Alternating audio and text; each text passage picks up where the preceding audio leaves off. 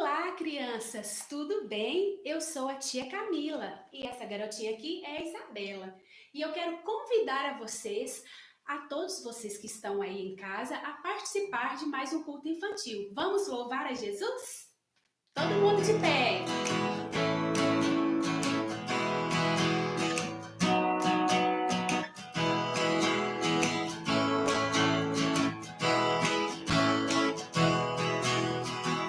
Meu Deus é um Deus grandão, meu Deus é um Deus grandão, meu Deus é um Deus grandão, estou bem em suas mãos. Mais alto que o arranha-céu, mais profundo que o submarino, maior que o universo, mais que tudo que sonhei. Me ama e me conhece, desde sempre foi assim. É bom saber que Ele tem um plano para mim. Meu Deus é um Deus grandão, meu Deus é um Deus grandão, meu Deus é um Deus grandão, estou bem em suas mãos. Mais alto que o arranha-céu, mais profundo que o submarino, maior que o universo, mais que tudo que sonhei. Me ama e me conhece, desde sempre foi assim. É bom saber que Ele tem um plano para mim. Meu Deus é um Deus grandão, meu Deus é um Deus grandão, meu Deus é um Deus grandão. Estou bem em suas mãos, estou bem em suas mãos, estou bem em suas mãos. Como é bom louvar a Jesus, crianças. Eu gostaria agora que vocês fizessem assim com a mãozinha aqui para a tia. Deixa a tia ver a mãozinha. Isso. Agora você vai dobrar os dedinhos e fazer um telefone. E nós vamos louvar a Jesus com mais uma canção. Alô, alô, aqui estamos nós. Alô, alô, para ouvir de Cristo a voz. Shhh, quietinhos vamos, pois ficar é a Bíblia estudar. E aprender a Jesus amar, e aprender a Jesus amar. Amém? Que bom, queridos, estar com vocês aqui. E antes de começar a nossa história, eu gostaria de fazer uma perguntinha para vocês. Vocês têm medo ou vergonha de alguma coisa? Isabela, o que você acha que as crianças talvez possam ter algum tipo de medo ou de vergonha? Tia Camila, escuro, cobra. De escuro, de cobra, às vezes aquela prova difícil lá da escola, né, que dá aquele pouquinho de medo. E vergonha, de que será que as crianças sentem vergonha? Às vezes de orar em público, de falar com determinadas pessoas, isso pode causar um pouquinho de vergonha. Então, hoje nós vamos falar de um personagem que fez grandes coisas para Deus, mas no início, bem lá no inicinho do seu chamado, ele sentiu tanto medo e tanta vergonha que ele chegou a dizer para Deus assim: Senhor, eu não sei falar, eu não sei falar. Olha aqui a minha língua. Eu não dou conta de falar, a minha língua é pesada. Como que eu vou fazer? Ninguém vai acreditar em mim. Eu não sou capaz, não. Eu não, Senhor, eu não. Manda outro no meu lugar, manda outro. Mas Deus teve tanta paciência com esse personagem que o encorajou e concedeu a ele poderes especiais para que esse personagem pudesse operar maravilhas em seu nome. Vocês sabem de quem eu estou falando? Você sabe, Isabela? Sei, De quem eu estou falando? Moisés. Isso mesmo! Se você respondeu como a Isabela, parabéns, você acertou. Nós estamos falando de Moisés e a tia vai contar um pedacinho da história de Moisés hoje. A nossa história está baseada no texto da Bíblia de Êxodo, capítulo 3 até o capítulo 12. Vamos lá? Deus se lembrou da aliança que ele tinha feito com os patriarcas, Abraão, Isaque e Jacó, de dar-lhes uma boa terra para que eles pudessem viver. E Deus também prometeu que faria dessa família um povo bem numeroso, que faria dessa família uma grande nação. E esse povo, descendente de Abraão, Isaque e Jacó, era conhecido como o povo de Israel. Mas quando Deus olhou para o povo, ele viu que o povo estava vivendo em grande aflição, porque eles estavam morando lá na terra do Egito, e lá eles estavam vivendo, sabe como, Isabela? Como escravos. Isso mesmo, eles trabalhavam, não ganhavam nada. E o trabalho era muito pesado, sabiam? Então Deus chamou Moisés e Arão para uma grande tarefa, a tarefa de livrar os israelitas dessa escravidão. Então Deus disse assim: Moisés e Arão, vocês vão até o faraó, o rei do Egito, e vão dizer assim para ele: Faraó, Faraó, deixe o meu povo ir. E assim eles poderiam conduzir o povo até a terra prometida. Mas o coração de Faraó ficou muito endurecido. O próprio Deus fez com que o coração de Faraó se endurecesse, porque Deus queria manifestar o seu poder e fazer muitos sinais naquela terra, provando que ele, Yahvé, era o Deus verdadeiro e único, que o Deus de Israel era o único Deus. Então, Deus concedeu poderes a Moisés e Arão para operarem alguns sinais e maravilhas. Esses sinais também ficaram conhecidos como as 10 pragas. A primeira praga, ou primeiro sinal da manifestação do poder de Deus, foi a transformação das águas do rio Nilo em sangue. Isso mesmo, as águas do rio se transformaram em sangue. Olha aqui. E aí, os peixes morreram e o rio cheirou muito mal. E o povo egípcio já não pôde mais beber das águas do rio. Mas vocês acham que Faraó deixou o povo ir? Não deixou. Ele endureceu seu coração. Então Deus mandou um outro sinal, ou uma outra praga, a invasão das rãs. Olha só, por toda parte na terra do Egito, por onde se olhava, havia inúmeras rãs. Já pensou você lá no banheiro tomando banho e rã por toda parte? Aí você vai para a cozinha, rã por toda parte, dentro da panela, dentro do prato, e você vai tirar uma sonequinha na cama e a sua cama tá cheia de rã. Ai, meu Deus! Mas Faraó não deixou o povo ir, porque o seu coração continuava endurecido. Então Deus enviou outro sinal, que era a praga dos piolhos. Isso, Moisés e Arão pegaram o pó da terra e sopraram, e aquele pó se tornou piolho sobre as cabeças de todos os egípcios. Ai, que coceira! Sobre as pessoas e sobre os animais vieram os piolhos, mas Faraó, nada, nada.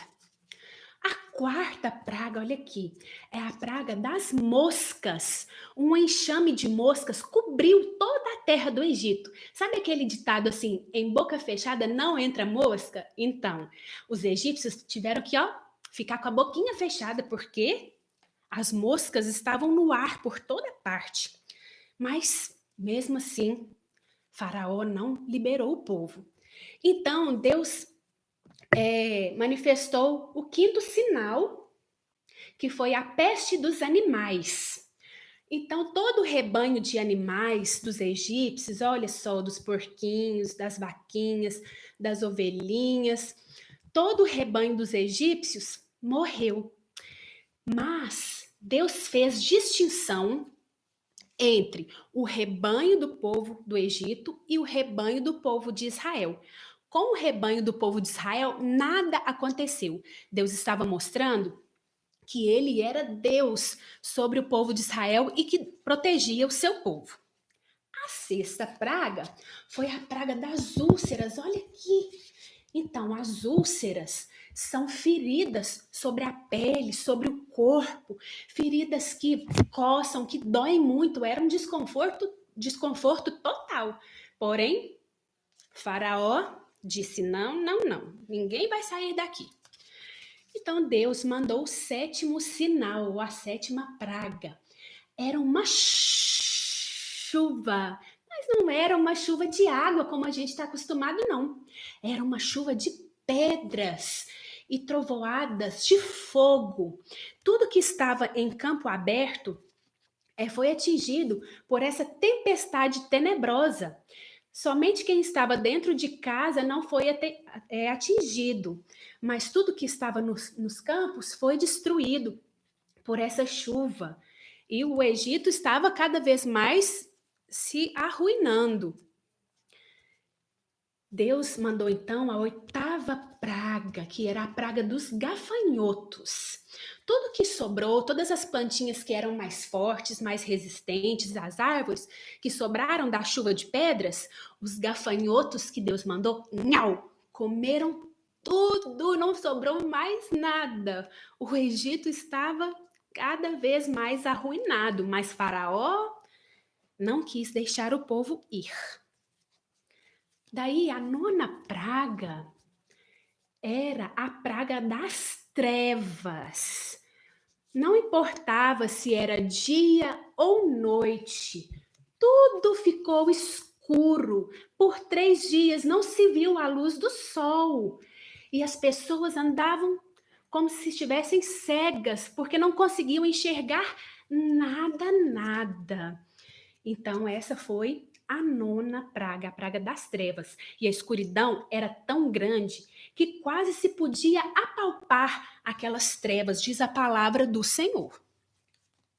A 10ª e última praga, olha aqui, era a praga da morte dos primogênitos. Todo primeiro filhinho das famílias egípcias e dos animais também foram atingidos pelo anjo da morte. E eles faleceram, infelizmente. Houve grande pranto, grande choro, grande lamentação sobre a terra do Egito.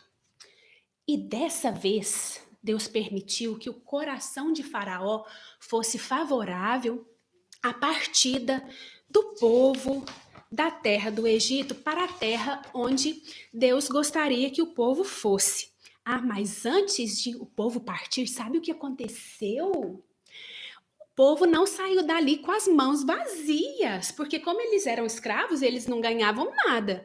Mas Deus fez com que as mulheres e o povo egípcio dessem colares de ouro, pulseiras de prata, roupas bonitas, roupas festivais. E assim o povo de Israel partiu dali com grandes riquezas, com seu rebanho que não tinha sofrido dano nenhum com a chuva de pedras, nem com nenhuma praga, porque Deus protegeu o seu povo. Assim o povo partiu do Egito rumo à terra prometida sob a liderança de quem? Do medroso Moisés. Mas que medroso, que deu um ótimo líder, hein? Como Deus transformou a vida desse homem para o louvor da sua glória. Agora, eu quero te dizer que você também que sente medo, você também pode ser usado por Deus, porque no amor de Deus não há medo, né, gente? Deus lança fora todo medo. Nós vamos ver sobre isso daqui a pouquinho, tá bom? Então, nunca diga que eu não sou capaz, porque o Senhor pode te capacitar. É só você dispor a sua vida na presença dele. 3 lições que eu quero que vocês aprendam com essa história, que é uma pequena parte da história de Moisés. Primeira lição: o nosso Deus é o único Deus verdadeiro. E os sinais ou as pragas que ele operou no Egito através de Moisés e Arão mostram que ele Yahvé é o único Deus verdadeiro e que todos os deuses do Egito eram falsos e todas as crenças do povo egípcio também eram falsas como seus deuses. Por exemplo, eu vou citar 3 exemplos. Primeiro exemplo, vocês sabiam que para os egípcios o rio Nilo era um deus? Isso mesmo, era o deus Nilo. Então eles adoravam aquele rio porque eles pensavam que dali daquele rio partiam toda a fonte de riqueza que eles tinham, né, que as suas águas que banhavam ali traziam prosperidade, traziam bênçãos, traziam fertilidade, que fazia as plantas florescerem e que tornava a terra do Egito abençoada. Mas Deus mostrou que o rio Nilo não era um Deus, né? E nada podia fazer pelos egípcios, né? Quando Deus transformou as águas dele em sangue.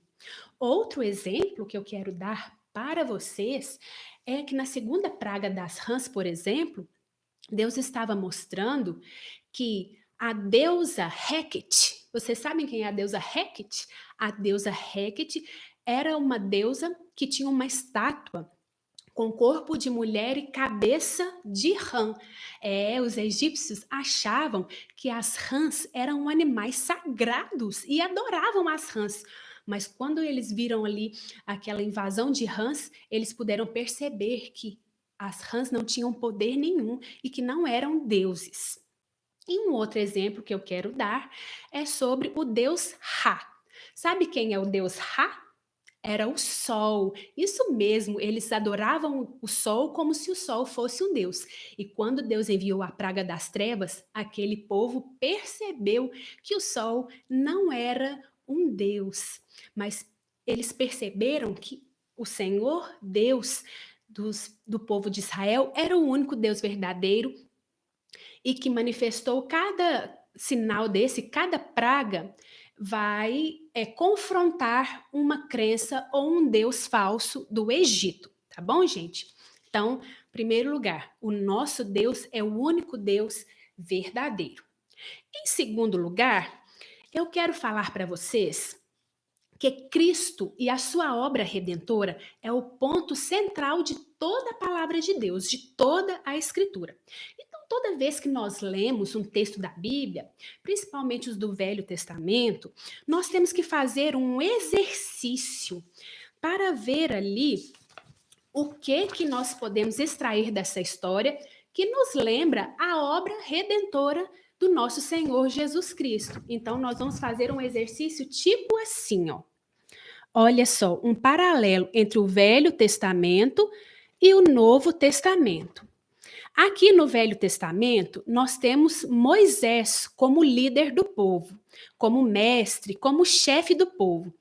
Mas Moisés era imperfeito, né, gente? Ele era pecador como eu e você. Mas ele apontava para o mestre perfeito que haveria de vir ainda, depois de Moisés.